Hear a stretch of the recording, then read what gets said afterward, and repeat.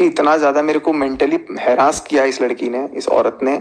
मतलब और कह रहा था ना कि अरेंज मैरिज, कोई अरेंज मैरिज वगैरह नहीं है, पिछले कई सालों से जानते हैं, तब जाकर के सगाई हुई थी। वो भी बात बताने में पता नहीं किस बात की शर्म थी। लेकिन चलो वो बातें जो है वो सब देखेंगे। मेरे घर पे होता है गृह प्रवेश। मैं उनके घर पे गया, सब कुछ ठीक था। वो मेरे घर पे आई। तो उसके बाद से उन्होंने पता नहीं क्या मेरे घर में ऐसा देख लिया कि मेरे को एकदम बोलने लग गए कि यार कितना सुंदर तुमने घर नहीं बनाया है, महल बनवाया है, तुम मेरे पास नहीं बैठ रहे हो, या जो भी है। मनीषा को वो चीज़ें भी कहीं ना कहीं पिंग हुई, और वही चीज़ सरिता को भी पिंग हुई, और सरिता ने फिर जाकर के उसको बोला भी था पर्सनली, और उनकी लड़ाई भी हुई थी। और सरिता मेरे लिए फिर बोली कि यार क्या इतना पीछे पीछे घूम रही है, जिस दिन मेरे घर जागरण था। तो बहुत सारी चीज़ सरिता ने भी समझाने की कोशिश की, शायद उनको फील हो गया था, मुझे फील नहीं हुआ था, क्योंकि मैं तो उनको तब तक ही दीदी ही बोल रहा था भाई, मेरे दिमाग में कुछ भी ऐसा था नहीं, और ना मेरे दिमाग में आया भी। पहले उनके दिमाग में ही ये कीड़ा आया। कैसे कन्विंस किया जाता है, कैसे क्या क्या चीज़ किया जाता है। मैं जो बोल रहा हूँ ना, मतलब जिस भगवान की कसम हो, जिस मेरे मतलब मेरा सब कुछ चला जाए, मैं उसकी कसम बोल रहा हूँ। अब बहुत कुछ तो आज चला ही जा चुका है, अभी तो मेरा बहुत कुछ, अब मेरे को भी नहीं पता कि घर बच रहा है कि नहीं बच रहा है, लेकिन उसने घर में फूट तो डाल दिया। मेरी इमेज तो गई ही गई, अपनी खुद की ले गई, क्योंकि उसका काम ही ऐसा है। बट आज मैंने कभी ये नहीं सोचा था कि इस तरीके से कुछ भी होगा। फैक्ट इज कि उन्होंने क्या किया, घर पे आए, घर पे डोरे डाल करके हम रुकेंगे, घूमने चलेंगे। मैंने भी बोला कि घूमने जाएंगे, कोई बात नहीं है। तो इनफैक्ट जब उनकी भाई भाभी की शादी हुई थी, तो मैंने पूरा वैष्णो देवी का पूरा खर्चा ट्रिप मैंने स्पॉन्सर किया था, सारी टिकट करके। और उन लोगों ने क्या किया, टिकट जिस दिन ट्रेन थी उसके 1 घंटे पहले बोल रहे कि हम कैंसिल कर देंगे। क्यों? क्योंकि रास्ते का भी खर्चा एज पर उनकी बहन ने मुझे बोला कि रास्ते का भी खर्चा इनके पास नहीं था, वो भी मेरे से पैसे मांग के जा रहे थे, क्योंकि कहीं ना कहीं डिपेंडेंट तो थे अपनी बहन पे ही, अभी भी, अब तो शायद थोड़ा कम होंगे। तो वो सारी चीज़ें मेरे को बोली गई कि यार ऐसा है। मैं बोला अरे यार मैं वो भी करने को तैयार हूँ। जब हम लोग वैष्णो देवी गए थे हेलीकॉप्टर से, तो हेलीकॉप्टर की टिकट, ट्रेन की टिकट, सारा कुछ मैंने खुद किया हुआ था, कि भाई वो मेरे अपने फैमिली के सदस्य हैं। कभी भी मैंने अपने परिवार से ऊंचा उनको माना, सबको माना। बदले में मुझे सिर्फ छल कपट और कुछ नहीं मिला। अब उसके बाद से फिर क्या होता है, हम लोग जाते हैं मनाली। मनाली में पहली बार मीशू को कुछ बुरा लगता है।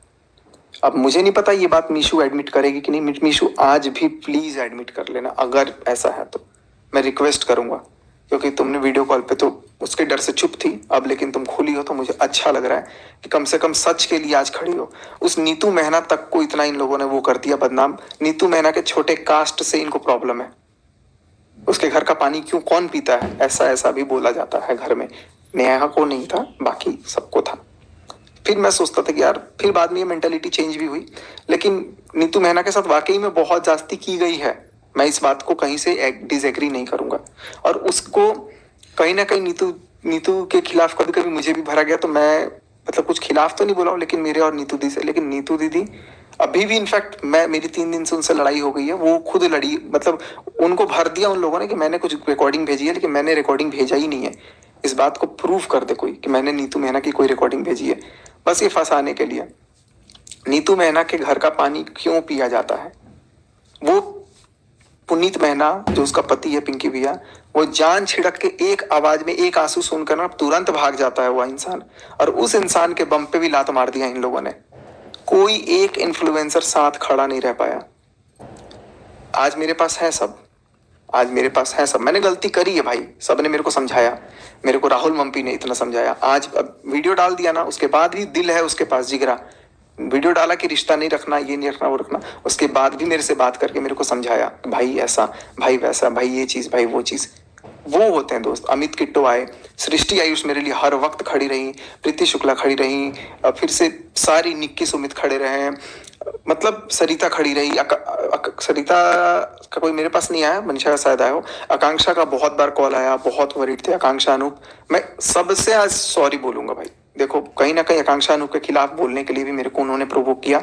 सरिता के अगेंस्ट मैंने जितने भी पोस्ट किए इंस्टाग्राम पर के लिख लिख के हिंदी में, ओछी सोच, मेरी इतनी हिंदी मजबूत नहीं थी भाई, सब उन्होंने लिख लिख के दिया, और मेरे को एक मोहरा बना करके उन्होंने गेम खेला।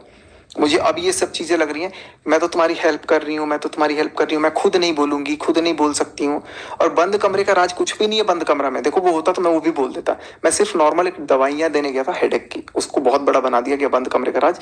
कुछ भी बंद कमरे का ऐसा राज नहीं था।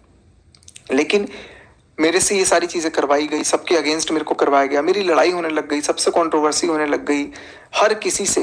इनफैक्ट इनफैक्ट जो निक्की की जेठानी है, कामिनी दीदी, उनके साथ भी जब मेरा हुआ तो उसके बाद भी मेरे को बहुत कुछ पॉइंटर दिए गए कि मैं अपना पॉइंट रख दूं। तब देखो उन्होंने मेरा सपोर्ट किया, भरपूर सपोर्ट किया।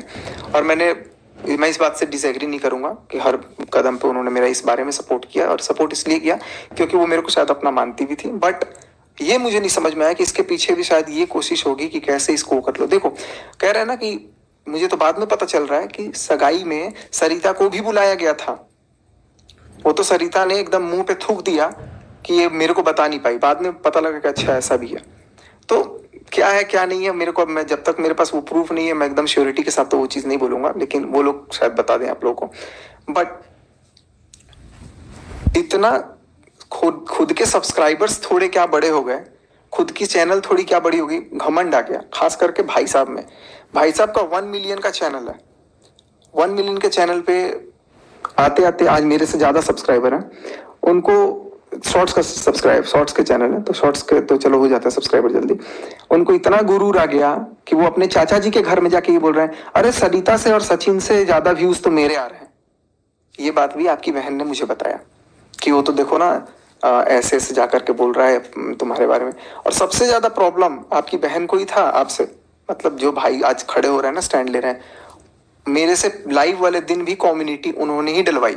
कमेंट भी मैंने उनको ही लिए किया क्योंकि वो चाहती थी कि घर में दूसरा ब्लॉगिंग चैनल ना हो। वो मेरे को बोलती थी कि यार कैसे भी इनका चैनल बंद करवाना है, कैसे भी ये करवाना है, क्या करें कि लोग कमेंट नहीं कर रहे हैं नेगेटिव, लोग इतना नेगेटिव करेंट कि यूट्यूब छोड़ दें। मैं बोला कि ठीक है मैं बोलूंगा ना। तब मुझे दिखा कि यार इनका यूट्यूब चैनल में कितना मैंने खुद ने हेल्प किया।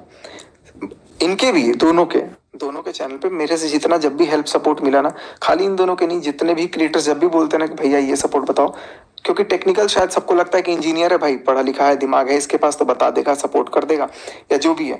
लेकिन जब मैं वो चीज़ सपोर्ट कर रहा था, तो जब मैं कुछ सपोर्ट कर रहा हूँ, कोई बात कर रहा हूँ, तो वो चीज़ सबको याद रखना है कि नहीं रखना है। बट जिस दिन आप कामयाब हो जाते हो ना, उस दिन ऐसा थूका जाता है कि भाई ये तो है था ही नहीं, बटन आ गया 1 लाख का, चलो कोई बात नहीं, उस समय मेरा रोल नहीं, 10 लाख का बटन आ गया, किसी को याद नहीं आई कि चलो एक सचिन को भी थोड़ा सा कुछ बोल दो कि यार आपके वजह से हुआ। चल ना बोलो सचिन को, सचिन के पास ही बटन पड़ा हुआ है, सचिन को भी उतनी ये नहीं है। सचिन को जो मिलना होगा ना मिल जाएगा। मैं गलत किया हूँ, मेरे को सजा तो मिलेगी, भगवान मेरे को दे सजा, मुझे पता है। लेकिन मैं किस होश में ये गलती इतनी बड़ी कर बैठा कि मुझे खुद ये समझ में नहीं आया कि ये सब चीजें क्या हुई। इतना मेंटली मेरे को ये किया गया कि मनीषा से दूर रहोगे, मनीषा के साथ एक भी रील नहीं बनाओगे, तो मनीषा के साथ रील नहीं बनाओगे, मैं इस सुमित के साथ रील नहीं बनाऊंगी, वीडियो नहीं बनाऊंगी, या ये भी है वो भी है जो भी है। बहुत मैनिपुलेट किया गया। और ये चीजें तो बहुत बाद की हैं, अभी बहुत बाद की है, लेकिन उससे पहले इतना सारा चीज बोल बोल करके घर में आए। मनाली ट्रिप पे गए, मनाली ट्रिप पर पे एक मेरे साथ एक अलग सा बिहेव हुआ जो कि मुझे तब भी समझ में नहीं आया, लेकिन शायद मीशू को समझ में आ गया था, तो उसने मनीषा के कान में डाल दी कि यार ये सचिन इतनी केयर क्यों कर रहा है। और मैं इसलिए केयर करता था क्योंकि देखो उनके भाई भाभी नए कपल थे और मैं सबको ट्रिप पे लेके गया था, तो मेरी जिम्मेदारी थी कि मैं सबको खुश रखूं, कोई उदास ना हो। लेकिन इन मैडम का एक अलग सा एक्स्ट्रा वो जोन था कि सब अटेंशन मेरे को मिल जाए। तो मेरे को ध्यान नहीं था, लेकिन मैं ये सोचता था कि मेरे मेहमान हैं, मेरे गेस्ट हैं, मेरा एक परिवार है ये, मैं इनको लेकर के आया हूँ, तो मेरी जिम्मेदारी बनती है कि मैं इनको खुश रखूँ, मैं इनको स्माइल करवाऊँ, मैं इनको सब कुछ करूँ। तो मैंने उनके चेहरे पे मुस्कुराहट लाने के लिए दिलो जान से जो चीज़ बनता था मेरे से, वो सारी चीज़ मैंने करने की कोशिश की कि भाई ये इंसान एकदम खुश रहे, इसके चेहरे पे कुछ भी दुख ना हो। लेकिन कहीं ना कहीं बीवी तो बीवी होती है, मनीषा को वो चीज़ पिंग कर गई। और मनाली के मॉल रोड पे हम लोग उस दिन, आई थिंक 17 जून था या 18 जून ऐसे कुछ था, 2023, जब हमारा गृह प्रवेश था उसके बाद, तो जाकर के हम लोग बैठे, तो वहां पे मनीषा और मैं लिटरली हम लोग रोए थे 2 घंटे ठंड में। मनाली में ठंड तो ही आती, मनाली में तो रात को डेली ठंड होती है, तो वहां पे हम दोनों रो रहे थे। फिर मनीषा को मैं यही समझा, मनीषा कुछ भी रिश्ता ऐसा खराब नहीं है, क्योंकि मनीषा को तब भरा गया था, बताया गया था कैसा है, और शायद सही भरा गया था, सही भरा गया। इनफैक्ट मेरे को तो मीशू के बारे में भी कुछ ऐसी ऐसी चीजें बात बताई गई हैं कि जो मैं मीशू को भी बताऊंगा तो कहेगी अच्छा ऐसा भी बोला गया है। अब वो मीशू बताएगी कि सच है कि नहीं है, लेकिन मैंने उसकी पर्सनल बात कभी तक किसी की बात इधर की उधर नहीं करी, ना मेरे को करनी है। बट जब ये सारी चीजें हुई तो मैंने एकदम से मनीषा को समझाया, मनीषा भी समझी, मनीषा एकदम भोली भाली